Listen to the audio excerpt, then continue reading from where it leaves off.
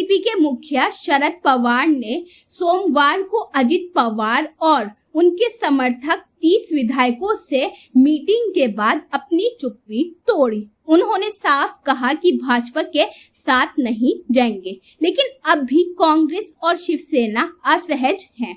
4 दिन के अंदर ही अजित पवार की शरद पवार से 3 मुलाकातों ने महाविकास अघाड़ी के दोनों साथियों को पसोपेश में डाल रखा है।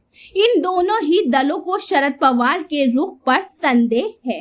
अजित पवार ने रविवार के बाद सोमवार को भी YB चौहान सेंटर जाकर चाचा से मुलाकात की थी। इस दौरान 30 समर्थक विधायक भी थे।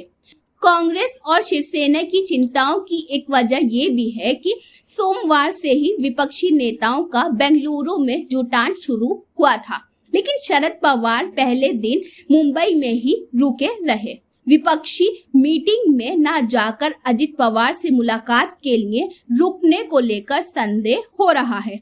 यही नहीं, शरद पवार गुट के विधायक भी विधानसभा में सोमवार को तब पहुंचे जब विपक्ष का धरना प्रदर्शन समाप्त हो गया।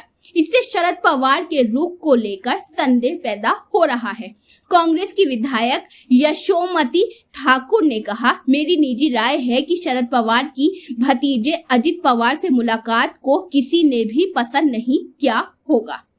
कांग्रेस की विधायक ने कहा कि महाराष्ट्र को शरद पवार से उम्मीदें हैं और हमें भरोसा है कि वे लोकतंत्र के समर्थन में खड़े होंगे। किसी अन्य नेता ने इस पर खुलकर नहीं कहा, लेकिन कुछ नेताओं ने ये जरूर कहा कि शरद पवार को अजित और उनके समर्थकों से मुलाकात से ही इनकार कर देना था। शिवसेना के संजय राउत ने भी इस मामले में शरद पवार को एक तरह से नसीहत दी। उन्होंने कहा कि यदि मैं शरद पवार की जगह पर होता तो अजित पवार को बाहर का रास्ता दिखा देता।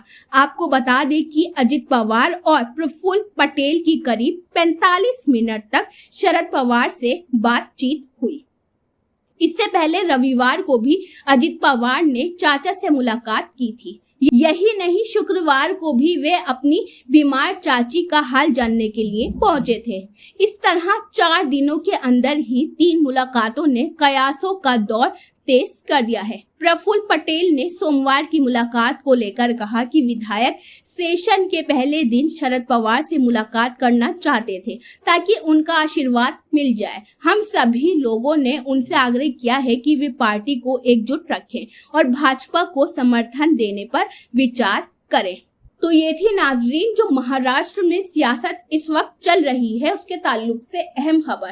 अब देखने वाली बात ये होगी कि ये जो महाराष्ट्र में अजित पवार और शरद पवार के बीच सियासत चल रही है और उनके बीच क्या बातचीतें हो रही हैं, इस पर जो शिवसेना है और कांग्रेस है उसको संदेह है कि इन दोनों के बीच आखिर क्या बातचीतें हो रही हैं। तो ये देखने वाली बात ये होगी कि महाराष्ट्र की सियासत का ऊंट आखिर किस करवट बैठता है। न्यूज़ अंसारी की रिपोर्ट, न्यू दिल्ली। अगर आपने अभी तक हमारे चैनल को सब्सक्राइब नहीं किया है तो आज ही हमारे चैनल को सब्सक्राइब कीजिए ताकि आप देश और दुनिया से जुड़ी सभी खबरें देखते रहें। शुक्रिया।